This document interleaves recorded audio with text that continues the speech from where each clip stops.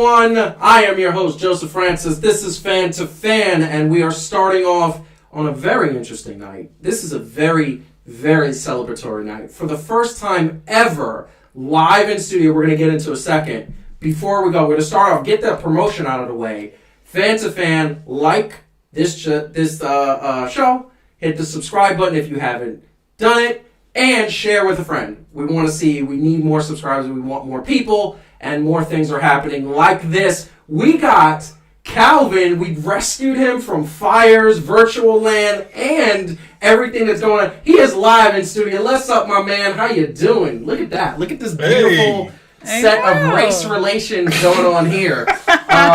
We got some high race relations going on. I love it so much. How you doing? How's it feel to be live in studio, man? Oh, man, it is awesome. I just want to say I don't think they're ready for this jelly because this podcast is too bootylicious. You're so ridiculous. It's so ridiculous. First of all, I'm right off the top of the show. We're going to get into more stuff. So many good topics today. We got a topic. We're hitting up on the Major League Baseball players right off the back. We're hitting off on some WWE. Roman Reigns, a convincing heel. Can we say that? I mean, he's, I think, convincing enough. And we got some NBA happenings and NBA finals. Heidi, really quick, how are you doing? I'm doing well. I'm trying to convince Marcus not to leave because he says he's leaving because of your shirt. No. See, this is the problem. And he's not going to leave because, first of all, he's a valued and great friend. I love you, Marcus. Second of all, his wife is a Yankees fan. He lives with this. Can I bring up that this is the man that walked out of Romeo Must Die? Yes, he did. Yes, he's willing to walk, is what you're saying. Mm-hmm. Yes, he did. 100%. He walked out because DMX died 5 minutes into the movie. That'll do it. He called it. He said if DMX dies, I'm walking out of this movie. 100%. And he literally just got up and walked out. We were like, oh, and did he come back? I think he did after a while. Reluctantly, yeah. And want to say, here's the thing. I want everybody to know, and by the way, Arlene's saying I'm a closet Mets fan. I'm not a closet Mets fan. I'm a New York fan. Mm-hmm. I am a New York fan. I've been a New York fan since I was a kid. Any New York team I support. I want Subway World Series every year. We ain't getting that this year. Absolutely not. That ain't happening. No, not at all. So really quick, and I'm going to make this very quick because I want to get into this. It's a quick monologue. Major League Baseball playoffs are here. Major League Baseball players are exciting. Baseball is exciting. You know why? Because they're doing something innovative. They're doing something new. 8 teams, each conference, going up in a playoff wild card round. It should have been best of 5. It's best of 3. Not bad. We need to get better. Here's the problem. The problem is that next year, it has been announced, they're going back to the same old playoffs structure. It's going to be 4 teams from the American League, 4 teams from the National League, and they're going to go up against each other, and that is, 6 teams if you count that 1-game playoff, which I really don't. To me, it's not a playoff. This is the bottom line. If Major League Baseball hasn't figured out right now that what they're doing is successful and what they're doing is amazing and that their ratings are up, obviously people don't have a choice. They can't go to the games, but ratings are up. The fact that ratings are up, more people are watching, merchandising sales are up, it's because you're doing something different. MLB executives, top brass, guys who run this league understand that you have a good formula. Expand on the formula. Make it 8 teams from each conference, best of 5, best of 7, best of 7, best of 7, World Series. You do that, more people are going to watch your playoffs. We can't have 162 games. Now people are used to 60 games. Make it 82 games. Make it 90 games. Make it 100 games like the NBA. Less is more. Major League Baseball does that. They will.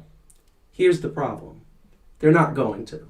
They're run by a bunch of old fogies. They're run by a bunch of people that think that the baseball golden age was in the 60s, 70s, and 80s. It wasn't. It wasn't. The baseball golden age was when steroids was happening and home runs were being hit. And that is the bottom line. That's when everybody was watching baseball. Baseball was America's pastime. Now baseball is America's 4th place sport. Behind football, basketball, hockey, and then baseball. Soccer is a very close 5th and probably going to overtake that very soon. So I say this. Let's make Major League Baseball better. I'm going to bring it in. I'm going to bring in the panel because they are here. Like I said, a quick monologue, just something really quick. This is where we're at. The Major League Baseball playoffs are happening. We've already had some losses. Some teams have gone home because we should air every Thursday, right?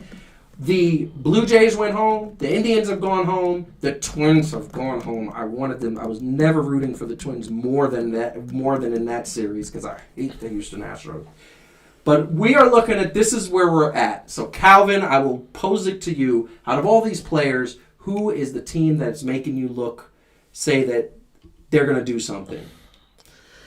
Unfortunately, I'm going to have to say Tampa Bay, which doesn't bode well for my hometown New York Yankees. And I will say just real quick, I don't shed one tear for the Blue Jays because when I had to go watch the Yankees back in the 80s, the Blue Jays used to beat the brakes off of them. So ha ha ha, ha ha ha ha ha, that's what you get. Okay? I would like to also chime in that I was in Philly rooting for the Phillies when the Blue Jays beat the Phillies in 1994. Yes. And we almost destroyed the town. Yes. So I would also ha ha ha ha ha ha ha ha ha with you. See? We ain't playing with y'all, Canada. But let us in. But let us in though. Let us in. We may have to join you. Yeah, we may have to. You know what? They're going to be cool about it either way. Like we can say whatever we want, and they're going to be cool about it because it's Canada. They have to be nice. It's the law. It's like they get free health care in exchange for being super pathologically nice all the time. Yeah. We're also not going to claim that the golden age of baseball is tied to steroids. Listen, I'm not saying that it's tied to steroids, but more people were watching when more home runs were being hit. And that was in 97, 98, 99. You know, earlier you were talking about the going back to the way they're going to be going back next season, to the way it was. Yes. And I just want to say it's that old saying, if it's broken, why fix it? Yes. 100%. I don't understand. But see, is that how it goes? This is that's my complaint with Major League Baseball. They're run by a bunch of dudes that think the golden age of baseball was in the 60s. That sounds familiar somehow. They are also all in their 60s. What a coincidence. This sounds familiar, but it's not that type of show, right? No. Okay. It's not that type. No. Y'all know that. Yeah, we know. All right.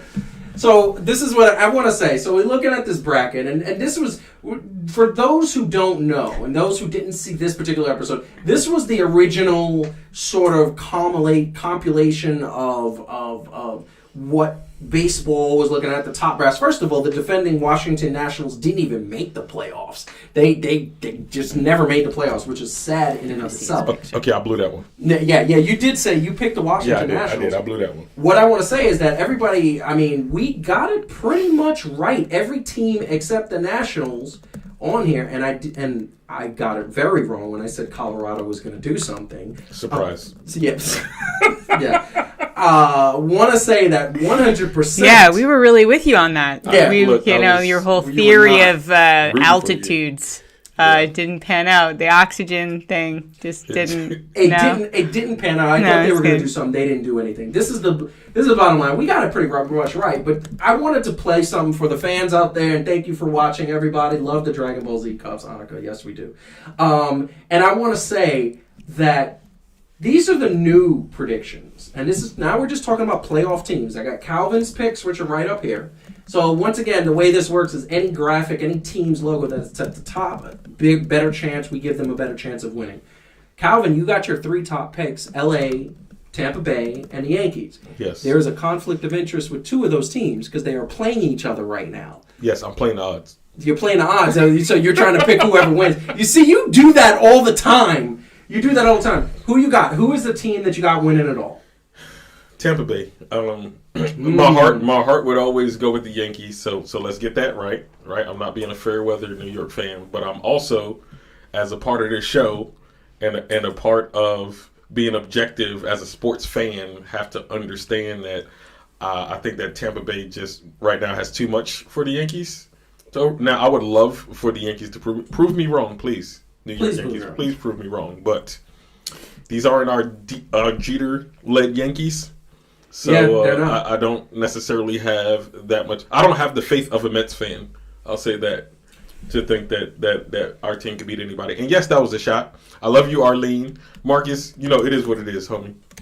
Listen, I love you, bro. I'm going to tell you right now, I don't see anything wrong with the pick because my pick, the pick that I basically pick is just reverse. I'm going Dodgers. I believe that the Los Angeles Dodgers have been playing consistent all year. I would love to see Dodgers versus Yankees, and I would love the Yankees to beat the Dodgers. They are my emotional pick But at the end of the day, I don't think the Yankees, I'm going to say it right now, Yankee fan that I am, I don't think Yankees are going to beat the Tampa Bay Rays. The Tampa Bay Rays are a young team that very much remind me of the 2015 Kansas City Royals that stomped the New York Mets in the World Series. Like, it wasn't even close, and it looked very sad. The Kansas City Royals looked like they were going 95, and the Mets were going 2 miles an hour. It wasn't even close. And the Tampa Bay, and the Yankees' strengths are power and relief pitching and being able to get a lot of RBIs. But how do you beat that? In my opinion, and a lot of baseball opinions there, you beat that with sound defense, sound pitching, and getting on base, walks, bloop singles, bunts, being fast, right? Well, it's funny because a couple of stats says Tampa Bay was top 5 in ERA. Tampa Bay was the number 1 defensive team in all of Major League Baseball and led Major League Baseball in steals. Ooh. So what are they going to do? They're going to make the Yankees look slow. The Yankees are going to try to power hit their way out of the game, and it just never works. In the playoffs, that doesn't work. You mean the team from Florida is known for stealing something? That's messed up, but true. But very so what does it say? Florida man? Florida man, yeah. Florida man gets COVID trying to get wings at strip club, that kind of thing. Oh, it technically was Atlanta. What was his name, Mr. Williams? But it's just the kind of thing. You mean my man Lemon Pepper Lou? Yeah, that's right. By the way, for the record, I'm going to pick the Yankees. Okay. And for 2 reasons. Yes. One, I'm a New Yorker, and also if I pick either of those 2 teams, I've just really been enjoying being right and especially. She's like, I love it when I'm right. And if I pick the same teams as you, then I can't lord it over you that I was right. So I'm gonna set myself up for success. That's some pretty sound logic. That is some pretty sound logic. You know what has to happen though that hasn't happened on Fan to Fan, and I think it's something that the fans, and by all means, please let us know in the chat if you agree with this. Maybe we should have a wager. Maybe there should be some sort of a bet on the playoffs. You are. I'm just saying. You just said an illness, Francis, between the wagering and your drawings of. Your drawings. You love your images. I love it. Listen, this was a lot of work. This is a lot of work. I know. So if Heidi loses, she has to wear a Bailey shirt on air. Oh no! Then I'm gonna pick Tampa Bay. No! I didn't pick under the terms of a wager. You guys can't introduce a wager after I pick. I was just throwing it out there. First of all, you don't. That is a brilliant idea. No, we get to do that. We get to do that when I know we're doing that. When I make the bet. No. How about this? I'll make it worth your while. How about this? If you can't. No, what are you talking about? Go ahead. Oh my God! Nothing is worth me having to wear a Bailey shirt or a Seth Rollins shirt. Oh, that's even worse. I don't know which is worse. You know, I can hit you. You're not in Washington anymore. I'm used to being in cyberspace, people. Yeah, so you're right. Okay. So, or if you do that, if you agree to that bet, then both of us will wear an article of clothing of your choosing. I think that's fair. I want this bet for the Lakers. What do you? Oh. So let's save it for the Lakers then. Okay, let's save it for the Lakers. By the way, I'm not picking Miami. I'm not picking against the Lakers. I'm not picking against the Lakers. No, I just mean for the fact that I was right all along about the Lakers. Y'all can't play these games. Well, you should have made that bet a while ago. The point is, I got the Dodgers, you got the Rays, you got the Yankees. Yes. That's 3 teams. That's 3 different teams. This is the first time that we picked 3 different teams. I think we need to put a wager. I think you get to wear the Bailey shirt if your team wins. That's a lot. That's asking a lot. That's asking a lot. I think that's. I have to actually purchase one. It's not like I own a Bailey shirt. He will buy it for you. Look at that. www.shop.com. Now I feel like DX back in the day. Yes. Right. So, that being said, that's our picks. And Annika wants to make a bet, she said. Oh, she wants to make the bet. Oh, the last time my daughter made a bet against Joseph, she ended up having to watch all of Dragon Ball, which now she's actually happy about. Yes. See, that was a beautiful bet. And you might actually like Bailey. Wait. No. Okay. No. I think that's great. I think it's great. But this is what I'm going to say. We got to move on because now that's the main problem. Since we got Calvin in the studio, now we're having we're going to have too much fun. Way too much fun. We are going to try to convince her to do that bet. That is something that I think would be great. Once again, if you haven't hit the like button, hit subscribe to the channel because that's what we need because we got so much content coming up. We are going to get to sporting events when they come out. We're going to have contests that we're going to be running. We're going to do some tailgating. We're going to be interviewing people. Also, we're getting the media credentials to be behind the stage and in the locker room is there. And all of that comes from having more subscribers because the more subscribers, the better we are. We are at 269 subscribers. That is amazing considering 2 months ago we were at 100. So we are definitely growing. Hit the subscribe button, like, and tell a friend. We are moving on. Once again, people, Major League Baseball is happening, playoffs, but this past Sunday, there was a WWE pay-per-view. And I know some people have said, WWE, wrestling, okay, well, why are you guys going into wrestling? And well, big things are happening. For the first time ever, I think I'm super, super excited. I think the whole panel is excited. I'm not sure. We're going to get into that. But this was, this happened on and it was Clash of Champions. And I just want to make sure I have the right sort of graphic because I think that we want to make sure that it was there. We had Clash of Champions that happened this past weekend. And it was, for the most part, it was a great pay-per-view. A lot of people said great reviews. A lot of things happened. What I will tell you is that there were some good things. There were some bad things. So I think it's only fair that we go to...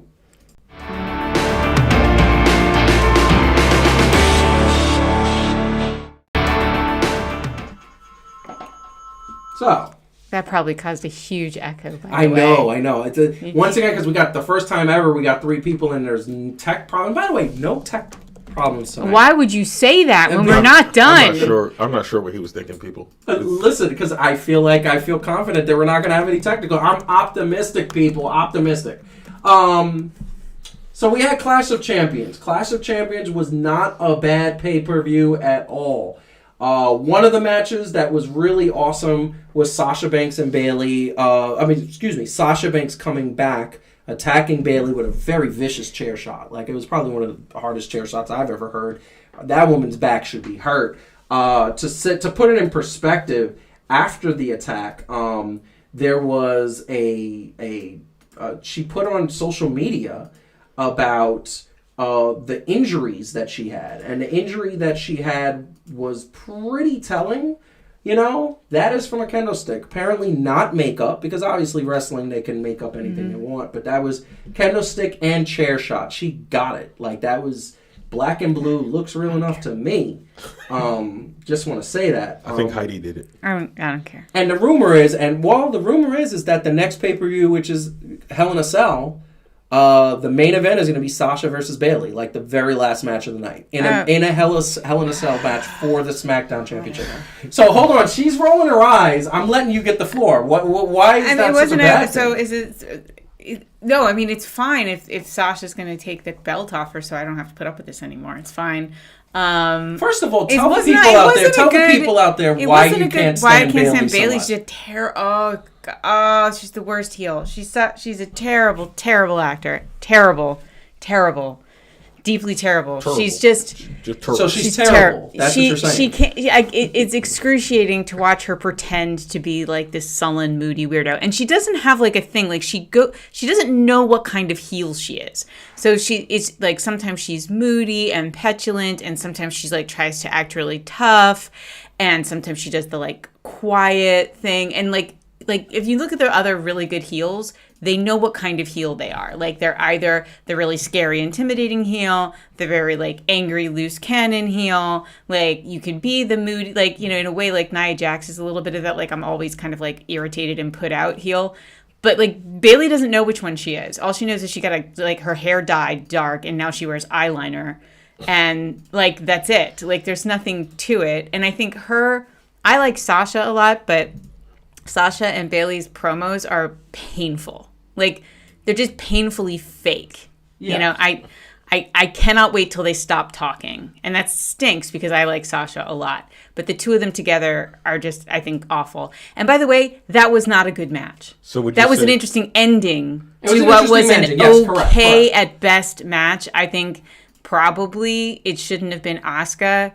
Like, Bayley should just beat the hell out of somebody who didn't matter and then have Sasha do this, because I think that was sort of a letdown. Like, Asuka didn't deserve to be in a match that ended like this. No, but the reason why Asuka wasn't in a match is because apparently it was supposed to be Nikki Cross. Yeah, well, they should have put somebody else. And she was in contact with people who were COVID positive. So that was the last minute change. And I want to say that really quick, for those who don't know, they used to be best friends in the storyline. They are really still good best friends in real life. And obviously it is debilitated into that. So Calvin, what do you think about that? Well, first, I think that what you were describing was that Bayley as a heel was like Spider-Man in Spider-Man 3 when he got that when he got the Venom costume and all he did was flip his hair and do a horrible dance in a cafe. By far the worst villain or whatever that was in cinematic and wrestling history. They should be a tag team. Anyway, no, I agree. Like,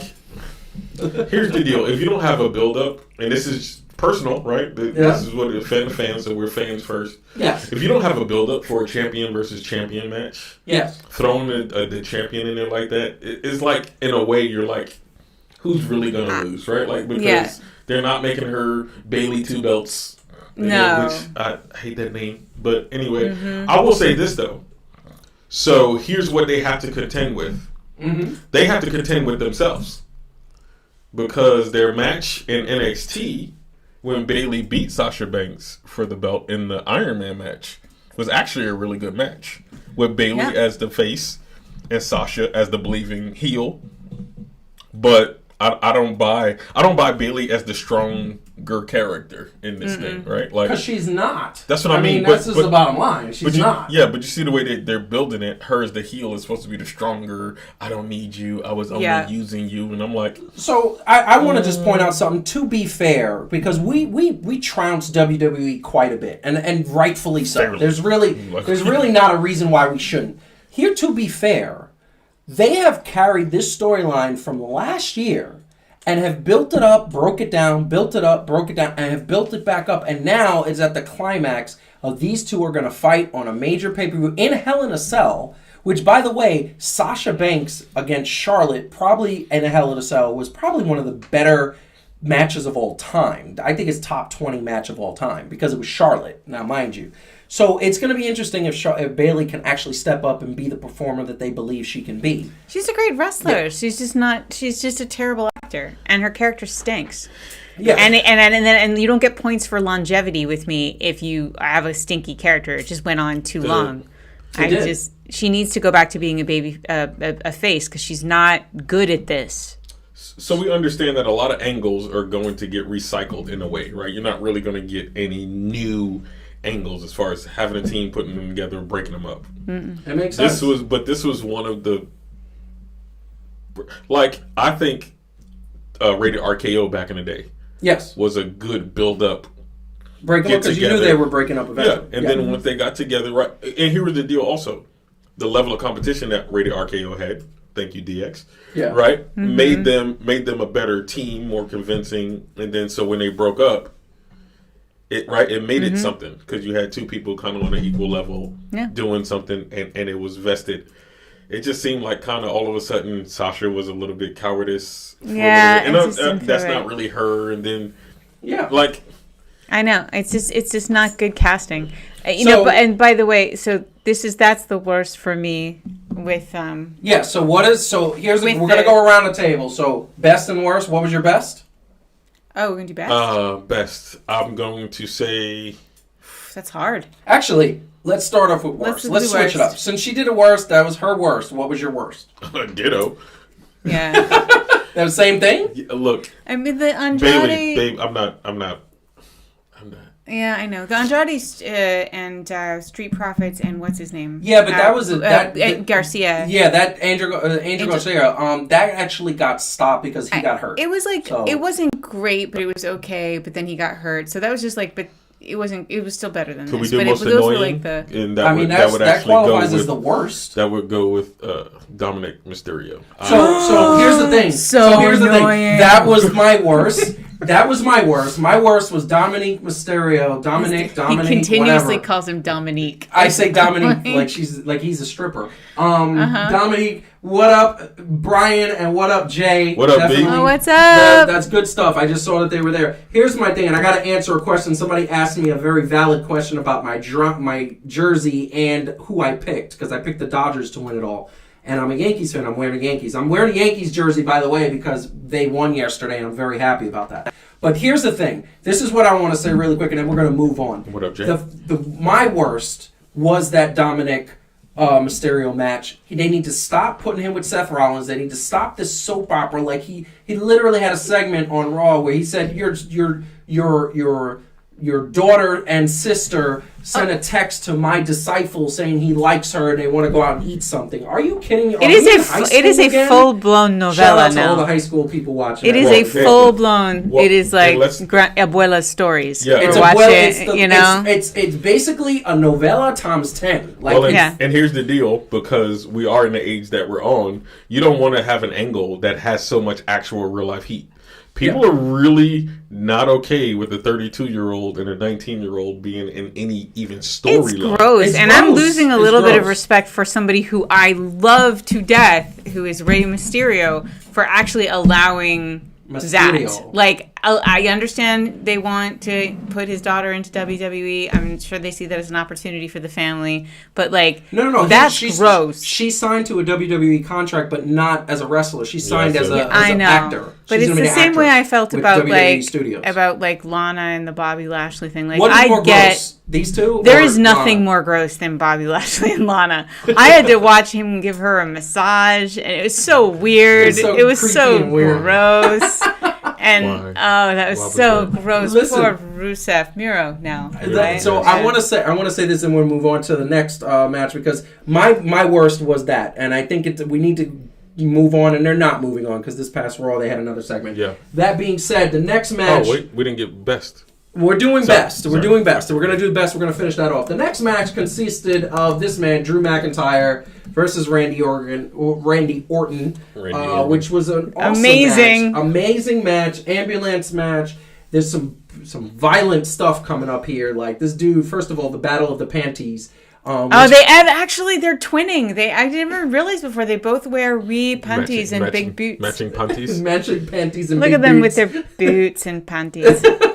I'll come back Brian, I'll come back when real sports is being talked about. Fair. Oh, you're funny, Brian. He always did that. But we had a good showing of legends. You had Ric Flair that got to be a part of this in a way that was very comical. He got to drive the ambulance away. Okay, wait. Yes. Put the camera back on me for a second. Please. I swear to God, right? So, Orton had beaten up a bunch of the legends on different nights. So there was Shawn Michaels, and there was Ric Flair, and there was Christian Big Show. And so we're watching this. We're watching each of these guys pop up right during the match and have these great moments where they they give Randy Orton a little bit back.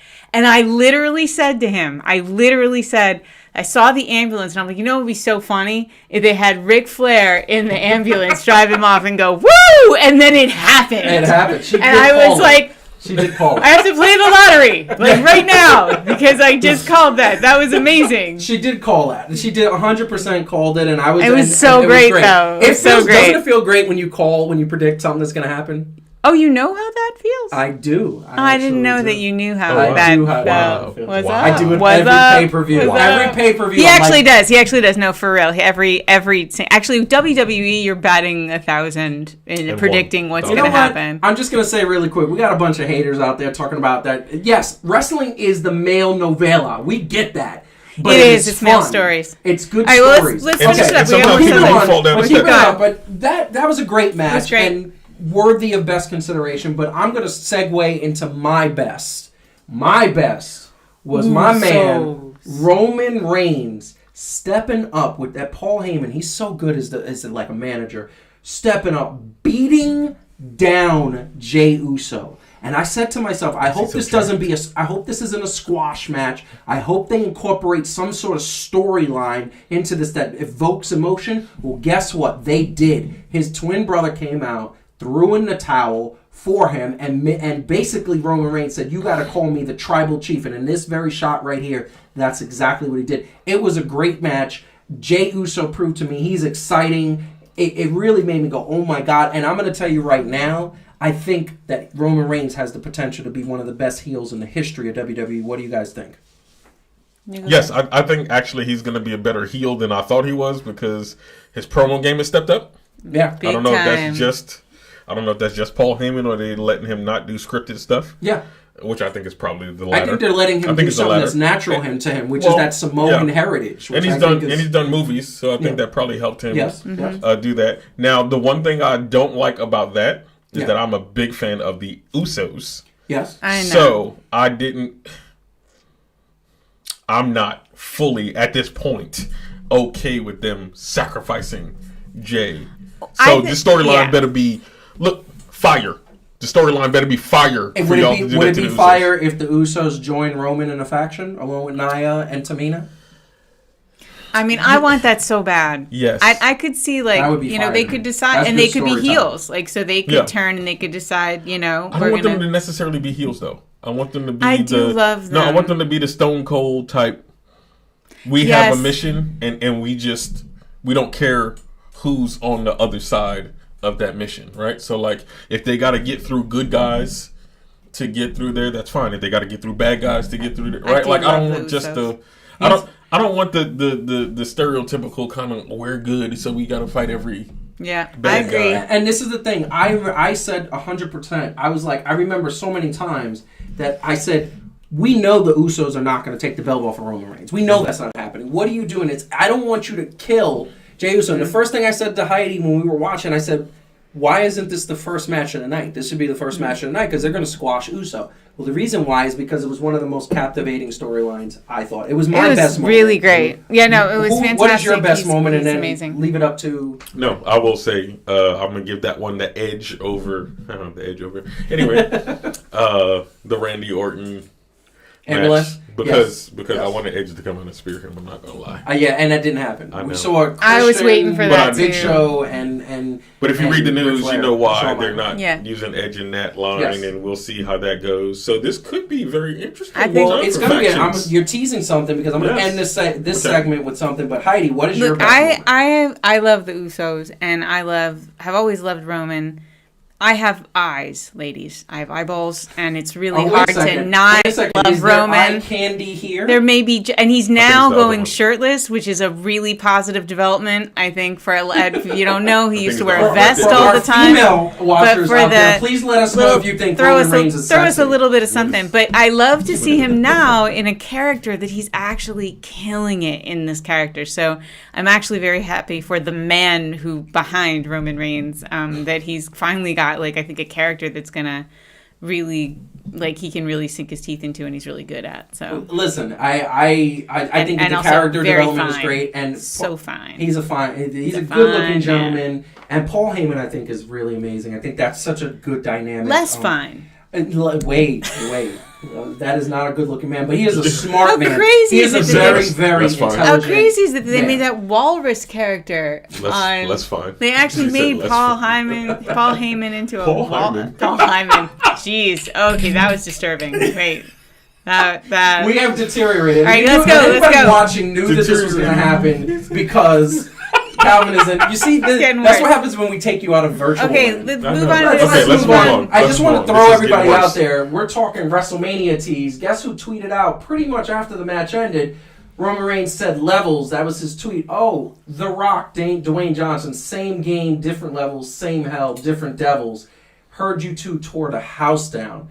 I am so sure that we're going to get Roman Reigns as The Rock at WrestleMania next year because I feel like you give the Fiend, Roman Reigns the Fiend at Survivor Series, and then you set that up for The Rock. So hopefully The Rock comes back at the Royal Rumble. That's always would be amazingly exciting, and he wins. I would like to see that. That being said, we are going to move on. So once again, people, Hate to do selfless self-promotion. Once again, if you haven't hit the like button and haven't hit the subscribe button, please do so. We need more subscribers. Once again, also tell a friend, because telling a friend is a good thing. I'm going to do the hand motion for WWE. Tell a friend, hit the subscribe button. Yeah, there we go. Being a little dorky there. You're allowed. I'm allowed a little bit. Just a little bit. So that being said, back to sports. So Brian, back, Calvin, Brian. can you text Brian and get him back on here? Brian. Oh my God, Brian. yes, Brian. He's like, Brian. we're back to sports. Brian. I just want to answer something. So everybody's reaming me saying, why did I pick the Dodgers? I'm a Yankees fan. Well, here's the thing. I'm a baseball fan, and I recognize that the Yankees are good. And I'm going to put this out there. Here's the thing. The Yankees don't look good and don't match up well against the Tampa Bay Rays. And this is the bottom line. I'm very scared for this Yankee team. The Yankees, I'm very scared that they're not going to beat the Rays. The Rays look like the Kansas City Royals of 2015, which I said earlier. And the fact of the matter is that because of that, I don't know if they're beating the Tampa Bay Rays. They're going to try to hit their way out with power, and that doesn't win in the playoffs. It won against the Cleveland Indians because they didn't have good pitching. Well, the Rays were top 5 in ERA in Major League Baseball this year. So I'm worried about this. But that being said, I would love to see Dodgers versus Yankees in the World Series, and I would love to be wrong, and I might have to wear a T-shirt if somebody would step up here on the panel, because that is what is happening. So We can wear shirts that say Heidi's always right. That's what, that sounds like a really good. Yeah, we'll say. Oh, why don't you say that then? Hold on. With your face That on could it? be the bet. We could get shirts that say Heidi is always right. I'd be With down her- with that. You with wear her your face on Haley it. shirt. That's fine. So are you agreeing? Handshake? Look, I don't actually think the Yankees are going to win, but I'm fine. Okay, so the Yankees win. We wear Heidi shirts that What do I say get Heidi is for- always right.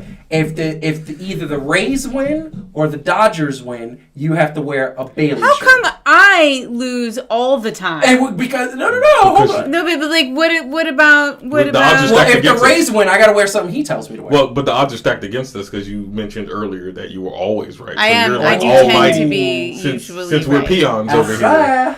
I can't really.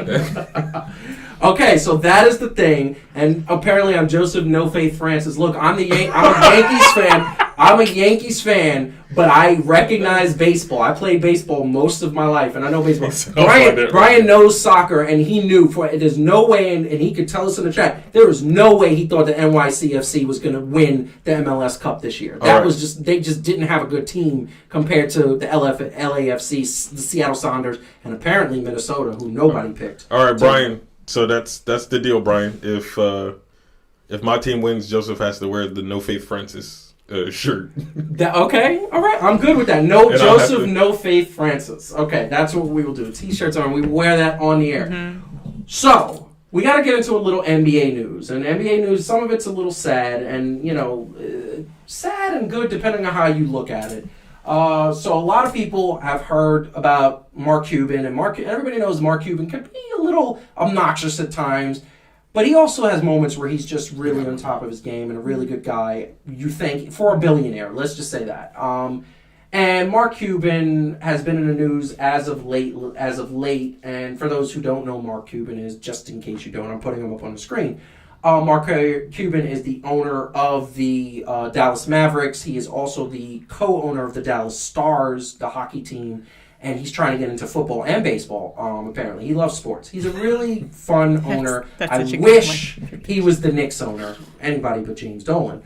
What I will say is that lately he's been in the news for a different reason. The NBA basketball player Delonte West was spotted in downtown Dallas a few weeks back and homeless and on the street, begging for food. And this was an former NBA player, played for Dallas, played for the Cleveland Cavaliers. He is the guy who did sleep with LeBron James' mother.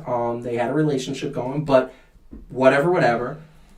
He's not in good sorts right now. So apparently the story is that Mark Cuban saw this, was not happy, drove to where Delonte West is, apparently drove around for about 30 minutes, found him, said, get in the car, we're going to take you to rehab, I'm going to get you started back on your life. I love this story because here's the bottom line about this story is that it is a sad thing that when you don't manage your money he made millions of dollars. You don't manage your money right, you can end up back in a place where you don't want to be. I love that somebody that has the capabilities of Mark Cuban is saying, let's take care of one of our own. Let's take care of somebody who played for my team. Apparently, he liked him very much.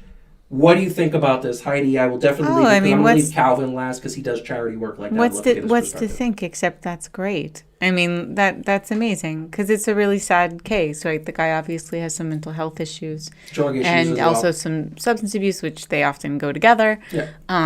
It's wonderful. It's wonderful when people care when they don't have to, just because they're actually decent human beings. Yes. And to your point earlier, not all billionaires are terrible people, but power does tend to make people a little bit, I would say even just a little bit insensitive to the plight of normal people. They just tend to end up caring about people a little bit less, except for some of the kind of obvious cases like Bill Gates, who's devoted his life to doing good things now. So, yes. So there's exceptions to that. It's nice to see, but he's not just writing a big check. He actually got in his car to go got in his car himself. Yeah. So said, it certainly makes him seem like a heck of a good guy. Yeah, and I don't always agree with him because he says some outlandish stuff somewhere, but there's two things we agree on. Delonte West needed help, and Donald Trump is the stupidest person he's ever met. So clearly, we're on the same page about those two things. That's what he said. That's my view, not anybody else's view. Calvin, feel free, take it away.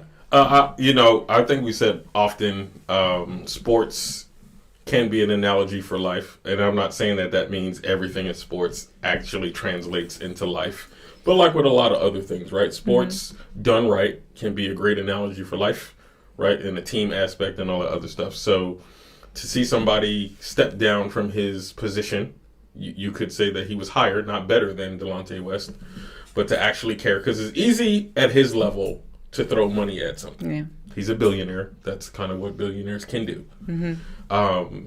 But to kind of show that kind of compassion, as an owner, as a person, and just reach out to somebody who played for him, made him money. I mean, there could be many different reasons why, but you can't discount the human aspect of that. Yeah. Right? Yes. That shows the human aspect of that and what it means to just reach down and give of his... And that's what he gave of himself. He has a lot of money, but to give of himself and his time. Yeah. Because, I wonder why when you do the math on what a billionaire is worth for 30 minutes. Right. It would be interesting to see, so in essence, he took... that much. Well, and what could have been an uncomfortable. You work with at-risk people all the time, or people who are in terrible situations, and you know how uncomfortable some of those interactions can be, right? Not everybody wants to come off the street, even though that's what they need to do. Exactly. And so for him to put himself in what would be probably potentially from what I understand, it actually went really well. It went really well. Apparently, Delonte was very receptive. They checked him into rehab. He is there, and hopefully this is the start of him getting his life together. I mean, that'd be nice. As a family, I have a family of drug history in my family. My father was a drug addict several times, in and out of rehab. And when you are in that place, it's a disease. You're captured. Yeah. You can't, and it takes a lot to get out. And not many people have billionaires that they get that would help them out in this way. So God bless. Just puts it in perspective. Nice job. The next story we have, and this is something that, a lot of people know. As of last Saturday, Doc Rivers Monday, fired as the Clippers. And, one of the things we got to say is he did have a very amazing run with them. He was one of the best coaches of all time. He had a heartfelt message. Thank you, Clippers Nations, for allowing me to be your coach and for all your support and helping me make this a winning franchise. When I took this job, my goals were to make this a winning basketball program, a free agent destination, and bring championships to this organization. While I wasn't able to accomplish most of my goals, I won't be able to while I was able to accomplish most of my goals, I won't be able to see them all through. Though it was disappointing ending to our season, you're all here, and I know what the team is capable of accomplishing with your support. Thank you to all the players, coaches, and staff for helping us here. Most importantly, thank you to the fans. We went through a lot, and I'm grateful for my time here. If you're going to read it, you really should have done it in the voice. Thank you, Clippers Nation. goodness. For allowing me to be your coach. Right. I can't do that. Thank you. I can't do it. Yeah. I got too much. I need to really get sick to do it. I can't do it. That being said, he is no longer the Clippers coach. However, he is now official. Is it official or semi-official? It's official. Official. Signed a 5-year coaching deal with the Philadelphia 76ers. Something good is happening to Philadelphia. Yay! You know what's funny? Because I just want to say right now, I don't care who they hire as a coach. If Ben Simmons don't get a jumper, they ain't going anywhere but the opening round. Okay? Why you gotta the quarterfinals? Why you gotta kill my dreams? Listen, that's that New York optimism. Listen, it's the New York realism because we haven't had a winning never team gonna work. If Steve Ballmer or Mark Cuban bought the New York Knicks, then we'd have a winning franchise. But we'd have a start to a winning franchise. We'd have the Brooklyn. No, I'm saying we would have to start. We would have a start too. I thought because Brooklyn's going to be better than the Knicks in the next couple of years. That's that's it is. But he is no longer. So here's the question I'm posing to you guys. Oh wow. There's a question. One quick question. Yeah, Brian doesn't like that. If you were Steve Ballmer, and I'm going to kind of put out a little sort of note here. Apparently, the report is that Steve Ballmer actually talked and spoke to the entire ownership, including my man. Oh my God, he's the consultant for the Clippers, and he's like basketball all-knowing. Who? My God, it's right on the tip of my tongue. I'm so bad with names. No, I'll look it up. You keep talking. It is. I have it right here. Blah blah blah. Oh, Jerry West. There we go. Jerry West. Oh, okay. Had a conversation. He basically talked to everybody, including them, as well as Kawhi and Paul George, if they want to keep Doc Rivers. And apparently, he was leaning towards firing him. The players didn't really do anything to save him. They didn't say to fire him, but they didn't say to save him. They just didn't say anything. And he's gone. If you were Steve Ballmer, after these meetings, talking to people, feeling like they need a new voice, would you have fired Doc Rivers, Calvin?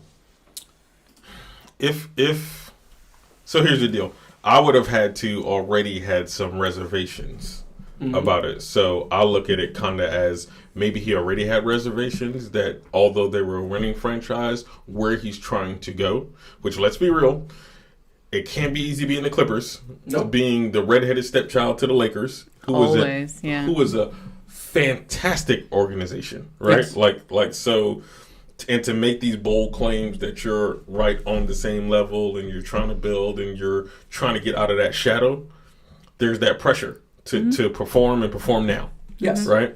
So consistently losing the way, I mean, they're getting better in one point from what you're looking at it as, but at the same time, they're not measuring up to the Lakers, right? Even in their own town, they don't get acknowledged. No.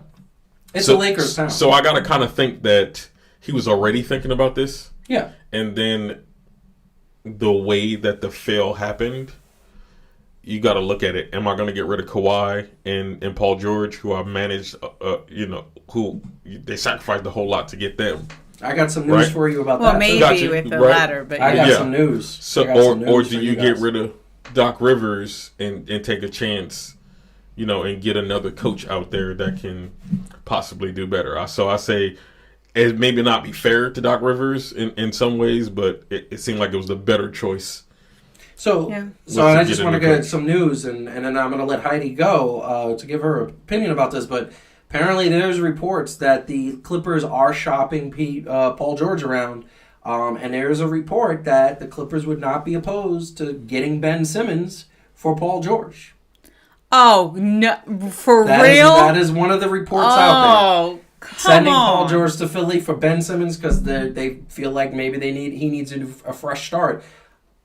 I mean, here's the bottom line. Also, there's a report, and you reported this earlier, that Paul George is also being shopped to the Brooklyn Nets. Right. And if the Brooklyn Nets, would the Brooklyn Nets give up Spencer Dinwiddie? Probably. Would the Brooklyn Nets give up Karis LeVert? Hopefully not, but they would. And they would definitely give up their first-round pick this year because the Clippers have no first-round picks for the next 5 years. So I'll let you come back in. I know you're itching to get back in. Hold that thought, Heidi. Go. What? Would I get rid of Doc?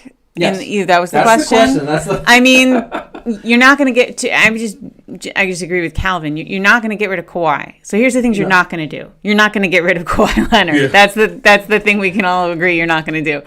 So then it's okay, but you want.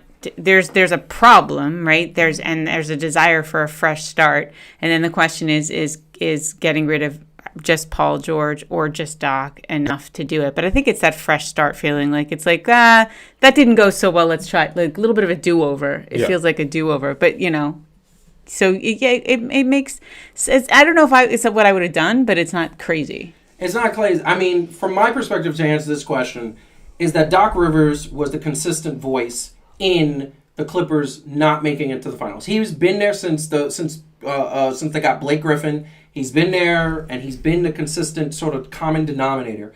And you look at that and say, the one thing I thought is that if you knew, and he knew back in May, multiple reports said that we had something going. They started to get the chemistry going. They started to get the role, and he knew that was the problem. And the Milwaukee Bucks coach knew that was a problem. And what did he do? He did he did regular Zoom calls with the team. He did, as soon as they were able to practice together, he said, get your butts here. We got to practice. We got to get chemistry. Doc Rivers didn't do that. And one of the things I said is that if it were me, and I was Steve Ballmer, the first thing I would have said is, why didn't you do that? Why didn't you get this team on the page weeks before the bubble? And second of all, when they got to the bubble and you knew there were players that were not given 100% because they didn't want to be in a bubble, why didn't you pull them aside and nip this in the butt? The answer would have been, I didn't. That was my fault, and I would have said, you failed at your duties. I'm sorry, I got to let you go. It is time. Well, I feel like this also. I think Doc is great at coaching to his players' strengths. And as much as I love Kawhi Leonard, and I listen to the other people who've done analysis a lot longer than me, but then when I start to look at it, Kawhi's a great player, but not necessarily a great.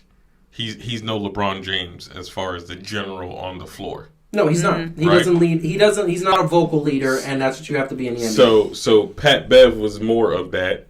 Yeah. But he was more heart and soul, not like okay, they don't have a need leader to do this, right? Yes. So that's the thing. Paul George has historically been horrible in playoffs.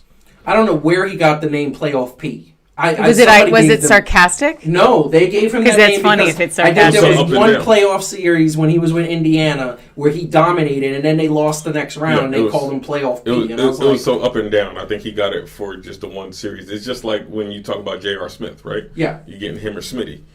Most of the time, you're not getting Smitty. But so I think that's what like with the group of guys that they have dudes that'll go hard, and it worked when they didn't have a superstar, right? Because everybody kind of put the ego aside, but then when you get like a Kawhi Leonard, now you got to have somebody that can manage the coaching wise, and on the floor, you need somebody that's going to really be like, they need a real point guard. Let's be real. I like Pat Bev, but he's not a real point guard. I mean, here's the thing: if they get Spencer Dinwiddie, he is the type of player that could be that second option for Kawhi. And he is a decent point guard. He's getting better every year. He's not and here's the main problem. They had 7 times this season where Spencer Dinwiddie, with the clock ticking down with a chance to win, shot the ball. He's 0 for 7 in game winners. Are you giving the ball on a Kawhi-led team in the last couple of seconds to Spencer Dinwiddie? No. You're going to give it to Kawhi. You're going to give it to Pat Bev. You're going to give it to Lou Williams. You're going to give it to any number of Marcus Harrell, who, by the way, to me, should be in the starting lineup after this year. I understand he's coming off the bench 6 yards. Bottom line is, if you're giving that team, the Clippers, here's the bottom line: they need a point guard. Spencer Dinwiddie, to Brooklyn. And what do the Nets get? They get Paul George and Kevin Durant, and I just want to keep Karis LeVert because I do believe he is part of that. I feel like it's time to talk about how the Lakers are winning. Yeah, is it that time? Say that. It feels like because we're getting to the top of the hour, and I just want to make sure we have time to talk about how the Lakers are winning. I want to put this up there. So really quick, this is the updated playoff bracket that is happening right now. Obviously, everybody who watched Game 1 saw the Lakers dismantle, devastate, and destroy the Miami Heat. Nice alliteration. Thank you. That was nice. It really wasn't good. And to the credit of the Miami, I mean, they had Dragic went down. He's done for the year. They're saying a fractured toe. Dragic. Bam Adebayo got injured. They're saying he might miss game 2 and 3. And on top of that, Jimmy Butler's looking like he has a fracture. So they had a lot of sprained ankle, excuse me. Yeah. Don't terrify everybody. It's a sprained ankle. It's a sprained ankle, but this is the bottom line. I mean, you look at these pictures and you look about this situation where the Lakers they're fighting, and the Lakers believe that it's their destiny. They believe they have Kobe Bryant on the court with them, supporting him, which, by the way, could very well be possible depending on religious beliefs, depending on what you believe in. And this is what I will say. And I will say that LeBron is determined. This is the finals. We know who Heidi picked. Calvin, what do you think about the finals?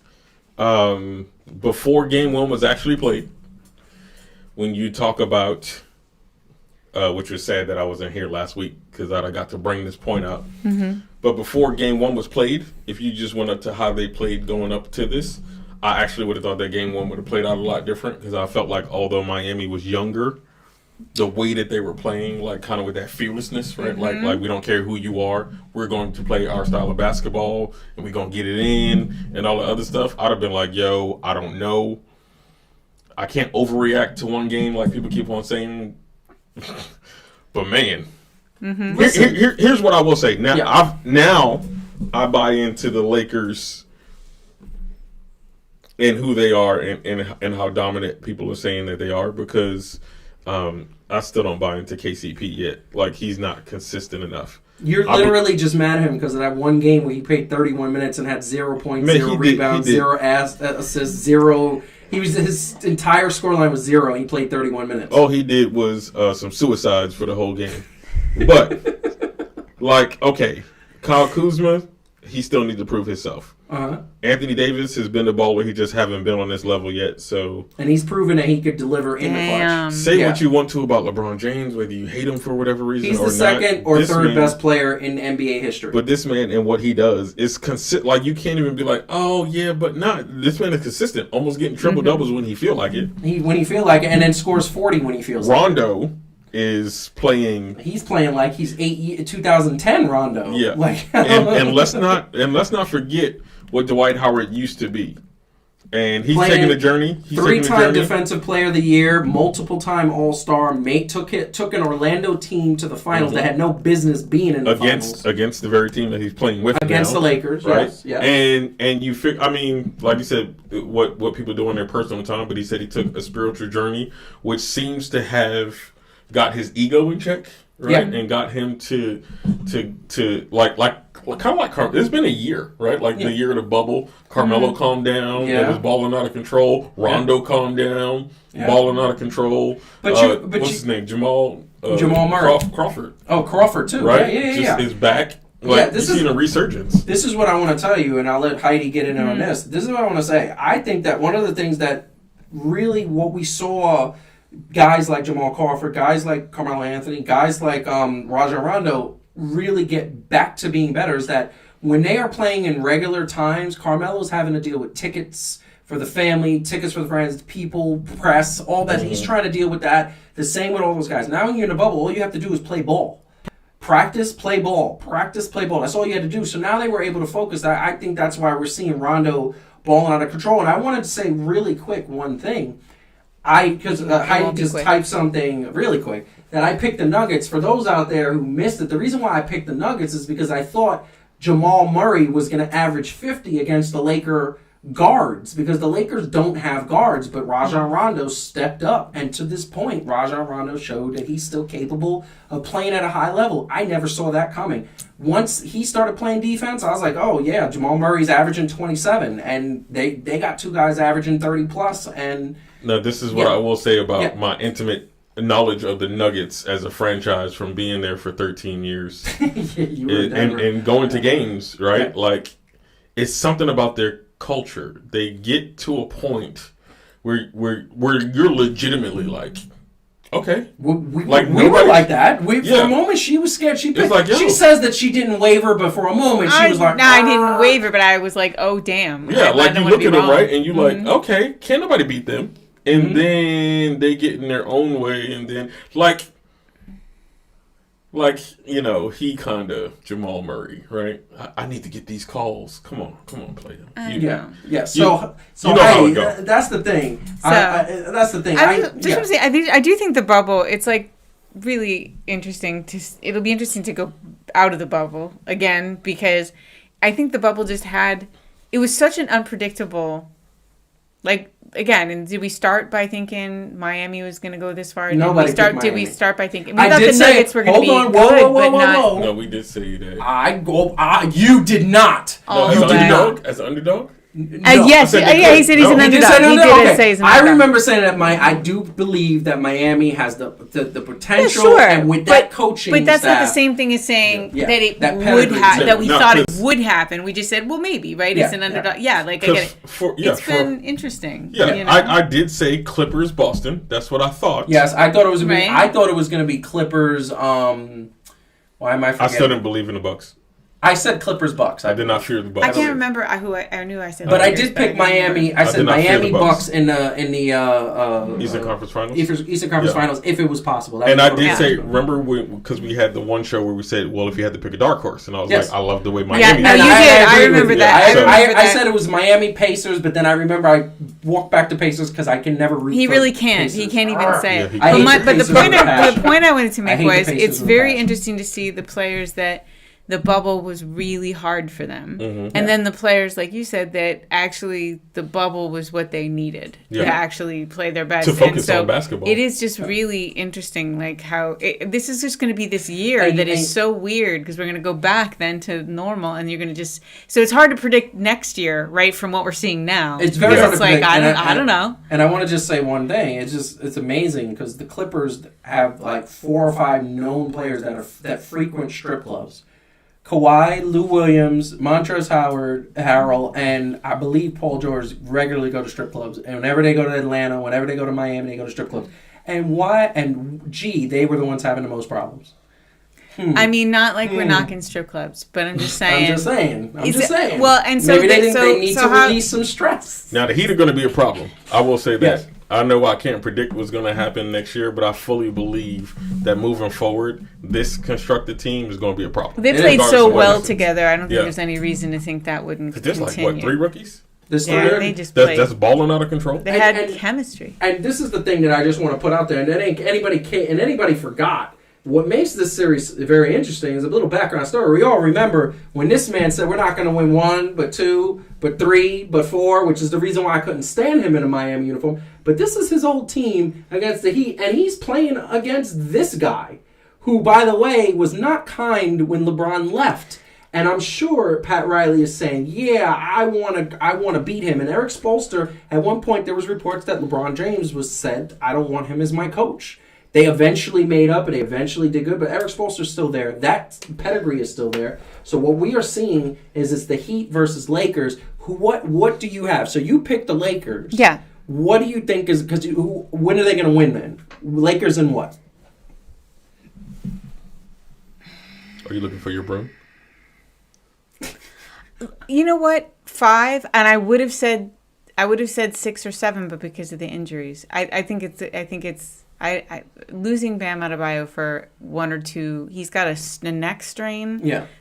Losing and that's him hard for to play. When you're a banger like him, that's hard to play. I hope Jimmy Butler's ankle is okay, but like the injuries are throwing me a little bit, because normally I would have said it's going to be competitive. It's going to be 6, maybe even 7, but now I'm just worried because of the injuries that it could be like 5. I want to say really quick, if you're a banger playing with a neck injuries, I used to play like down low in the post, and when I used to play basketball competitively, and I remember that I had a couple neck strains and I couldn't play, and I obviously maybe these guys have a higher pain tolerance, but I remember it's hard to make that turn, and it just messes you up. Also, Butler, he's gonna play, because if Luka Doncic can play with that ankle he had and succeed, he scored 42 on a bum ankle. Yeah, but that's Jimmy Butler can do the same. Yeah, okay, that's fair. Brian, by the way, also says Lakers 4-1. So Lakers 4-1. Same as me. Listen, Calvin, I'm gonna let you go, and then I'm gonna go with mine. Yeah, I would give the Lakers in 5. I still can't see the Heat just getting swept. I can't see them making a run I know. That's why I'm just, like, it's not going to be. I know they got the injuries. Somebody brought up that Goran Dragic.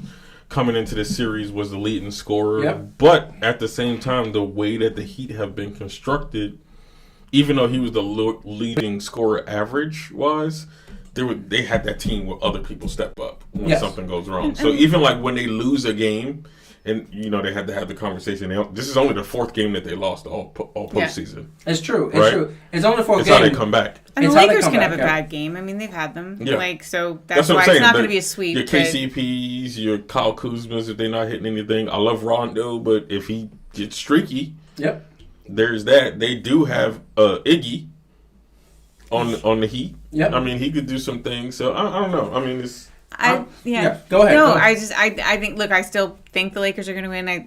I would actually like it to go longer. Yeah. I'm actually not ready for this to be over. Like we waited so long for basketball. I'm not ready for it to stop, and then we're just gonna watch baseball, I guess. So yes, but and hopefully we're watching Yankees versus Dodgers in the World Series. But this is what I want to say. I believe break out the brooms. I believe that they lost Dragic, who is not only their leading scorer, but he's also their floor general. He is their Chris Paul. He is their guy that runs the plays. They lost him, and he's gone. Bam Adebayo is going to miss at least one game. They were already, the Lakers, and remember, I watched the game, and they went on, the Lakers started the game, Miami started the game on a 22-2 run before the Lakers got a couple baskets. It ended up being a 26-12 run, which is still not good. But what I remember is before the injuries happened, the Lakers made it 28-26. They clamped down on that defense, and they did. The thing that makes me say it's going to be a sweep is there are several motivations, and I don't think the Miami Heat has the motivation that they have. One, LeBron James remembers what Pat Riley said to him on the way out. I know he does, because he doesn't forget, and he's a little bit like Michael Jordan in that sense, that he doesn't forget about things like that. Two, the fact that Anthony Davis, without Bam Adebayo, with Bam Adebayo, you couldn't stop him. Now, who are you going to put on him? Like, are we going to put Haslam on him? Are we going to try to revitalize that career? No, that's not going to work. And then on top of that, the fact that LeBron sat down in that Western Conference Finals celebration, and he wasn't celebrating. He literally said, "This is nothing to me. I came for a championship." And he's not happy with being in the bubble. He said, "I'm not happy to be in the bubble, and the best way for me to get out of the bubble is to win a championship." He is super focused. You put that and add all of that in, and what do you get? You get them also having the memory of Kobe Bryant and that motivation. Mm-hmm. This Miami team is going to get stomped. They are going to get trounced, and they're not going to know what hit them. And unfortunately, I don't think any type of pep talks from Pat Riley or Eric Spoelstra is going to do that job. So I say sweep. Now, quick what if for you guys and for everybody in the chat. Yes. What if you switch, and this is not to say that one is, necessarily better, but just a thought. What if you switch LeBron James and Jimmy Butler? What if Jimmy Butler was on the Lakers right now in that position, and LeBron James was on the Heat? I'll tell you right now. With what they had. Yeah, I'll tell you right now. The Miami Heat would win. The Lakers would win in 6. Because LeBron, you're going to give him 2 games because he has that type of mentality. He has that Jordan makeup. That's why he's the second or third best player, depending on who you ask, in basketball ever. But this is the bottom line. It's the same thing that I said, and they didn't capitalize it, and Rajon Rondo stepped up. Had Rajon Rondo not stepped up, Jamal Murray would have averaged 50, and we'd be looking at Denver versus the Miami Heat. That would have happened. But I will say this. So now figure LeBron James in that situation, I think what he has over Jimmy Butler is his ability to bring the teammates in that organic way. Yes. So Goran Dragic went down. Yes. But now you have a legitimate floor general. Yes. Now you have Duncan Robinson, who's not scared. You have Tyler Hero, who's not scared. Yes. And you have all these other people who can step up. I mean, they're not the same level as like Bam.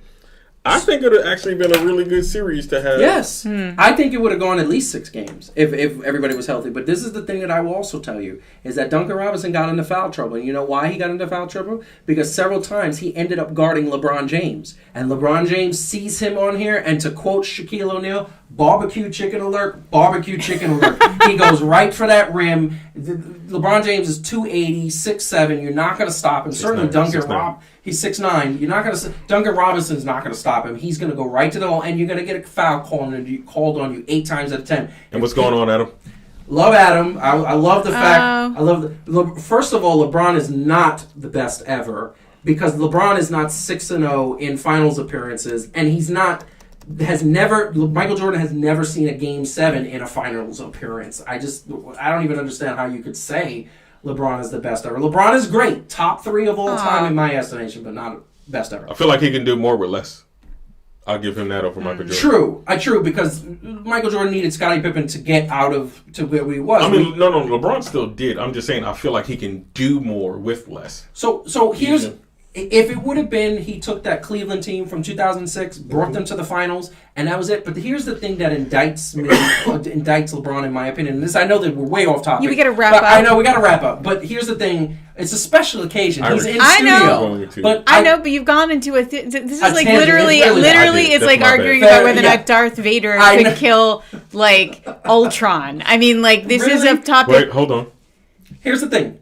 No, I'd go with Ultron in the hold on. No. Ultron's sentient and he doesn't have the will. We're gonna talk about that off camera. Oh, stop. We're gonna talk about that off camera. Okay. So this is what I'm just gonna say this really quick because Adam brought it up and this is what I want to say. I want to say that Michael Jordan proved that he is the best because he is an assassin and LeBron never had that makeup. And the reason why I really indict LeBron as not being the best is that in 2006, it wasn't his fault. Cleveland, that team was horrible. Once again, no business being in the playoffs. No business being in the finals. He took them, he carried them, he got them there. They didn't win. But what happened in 2011? Where were you, LeBron, in 2011?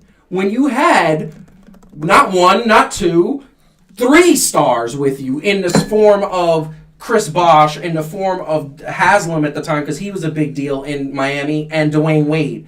He ran into KP and Luka Doncic 1.0. Yeah, the original. Dirk Nowitzki. Yes, and that team. And by the way... And the Jet. No. So the Dirk Nowitzki 1.0. Yeah, Tingus Pingus was, Dirk Nowitzki, literally, it's literally like twins with the way they play the game.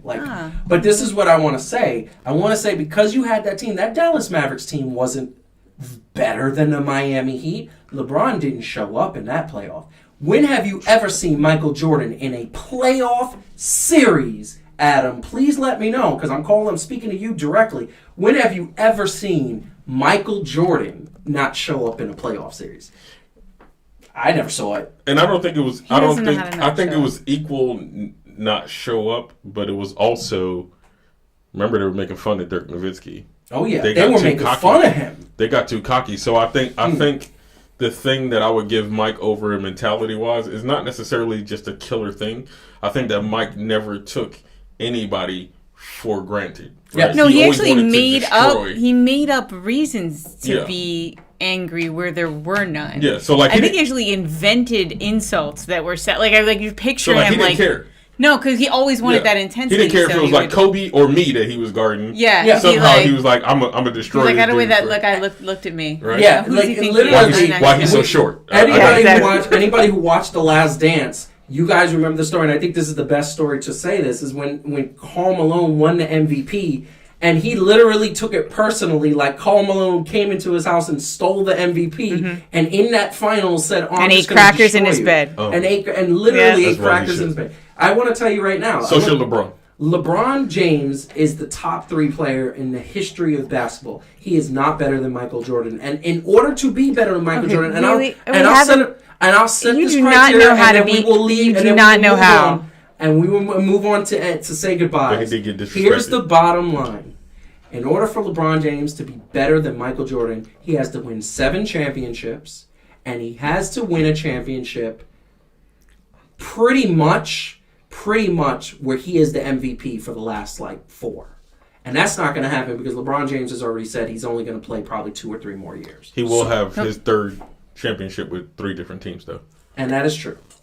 That is true. Sorry. Oh my God. Anyway, we are being told by the producer here, who's, we're being told that we have to wrap up. Want to say, so really quick, this was fun. Yes. I wish you could be in New York all the time. I do. That's why we're setting up a GoFundMe. Yes. To get Calvin to move back out to New York. Oh, hold on, really quick. Adam just said Chicago versus Milwaukee in 1985 when he was a rookie and had a bum ankle. Adam, you go straight to hell for starting this back up again when we were finally ending the show. I can't speak to anything. You are.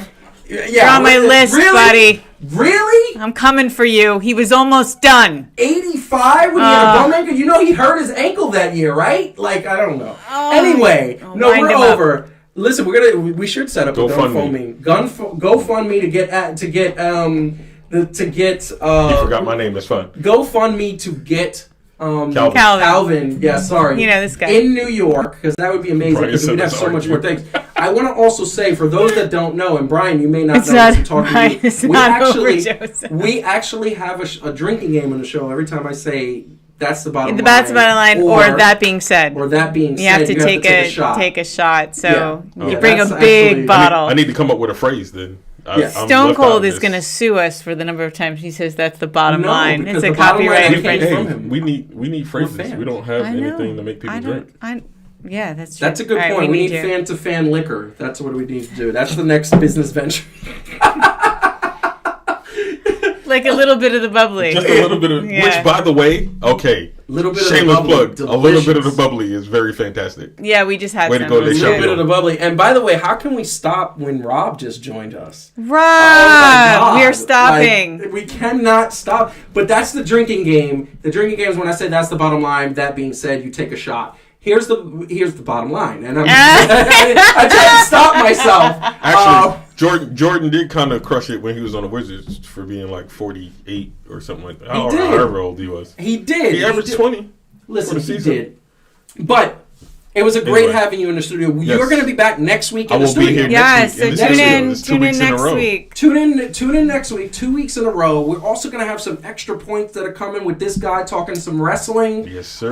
We're going to get Heidi's first extra point. Mm-hmm. And for those who don't know, and I just want to put this out there, and I'm going to kind of go to my camera really quick. For those who don't know, Heidi's on a 2 to 3 week break on 3 Things to Do. She is going to be back in a few weeks where she's going to have a brand new episode. 12 things to do to make that what I will say is this past week she had probably her best showing. Over 29,000 people watched that episode of 3 Things to Do, and the topic was how to get help, how to ask people for help and actually get it. Yes. Which is an important thing, which is why we're asking you to help us get Calvin out here to New York City. Yes. Our GoFundMe. And by the way, Washington people. And by the way, if you can't do the GoFundMe to get Calvin out here, that you know what you can do, get us more subscribers, because then this YouTube channel can start making some money, and we can have more content, and we can get him to host his own show. Which man up, excuse me. So that was the show we. That's the name of the show. He's not telling him to man up, just for clarity. No, he's that's plenty the man. I mean, he might be. I don't know. He might actually be. No. I wouldn't do that. That's me. And that's what I want to say. And Brian said he has a spare bedroom. Let's do it. Yo, we need to get me and Brian on the show. I know. So Brian, by the way, Brian says he's willing to do a special segment. So we got to set that up, because also he reminded me that when basketball's over, I could also be watching soccer. Yes. Which reminds me that we should have Brian back on the show to talk about soccer. That is a good point, because I still need more education, Brian. Brian's in. I'm 100%. Brian's in. I don't think I feel like he is my soccer teacher, and I feel like I have not been taught enough soccer to know enough, and I don't. Let's do it, B. We're going to talk about this offline. Yes, that's true. We're going to set that up, but what do you want to say to the people, since you guest of honor this week and next week? What do you want to say to the people? Man, fantastic to be, first of all, fantastic to be here, 1. 2, no time. I love New York. Oh my God. 3, my birthday's on Saturday. It is on Saturday. So I love you all. Yes. And you can send me something if you would like to. Yeah. I don't know what it would be. Well, most of the people watching, and a lot of the people, they know. they're going to see you next Friday too, because we have the engagement party. Oh, it's going down. It's going down, but in a very COVID-safe way. In the COVID-safe way is going to be, but also going down. There's going to be masks. There's going to be music. There's going to be. I'm going to be almost as old as Adam. Really good Spanish food and Louisiana chicken. It's going to be amazing. And my parting thoughts are, just so you all know, because many of you may not, he smells terrific. Yes. So it is a genuine pleasure to be here with such a fine-smelling man. And it's awesome to have Calvin here, and this is super fun. Very fun. Very fun. Single, ready to mingle.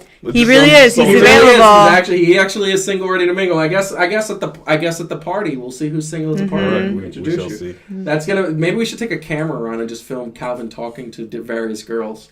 Because that won't mess it up at all. So Angela's still my +1 for the wedding, though. Not everything. Yeah. Yes, it is. Yes, yes, she is. I love that. So that being said, I want to thank everybody for joining us this week. It was an amazing time. Once again, when you guys join us in the chat and you guys are interactive, it makes the show much more fun for us. But also, we are going to keep doing this. We have so many topics online and so much content coming to you.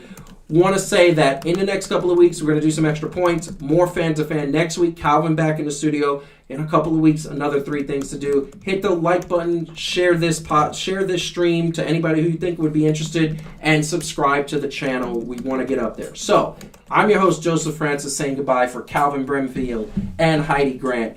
Thank you very much. It's been a pleasure. I hope to see you very, very soon. And before I say one more thing, I just want to say... Oh, damn it, Francis. Jesus, she's so mean to me. She's so mean to me. You're so mean to me. One thing I want to say is that I appreciate everything that has happened. And this is the first time in almost a month, not one technical issue. I'm very happy. We got... The streaming consistent, we got the framing, the cameras, Wirecast worked well. Super happy. It's a great thing. Yes. I'm feeling good. I'm going to go have a beverage right now to celebrate this man being here and a great show. Thank you very much. It's been a pleasure. Have a good evening. Be safe.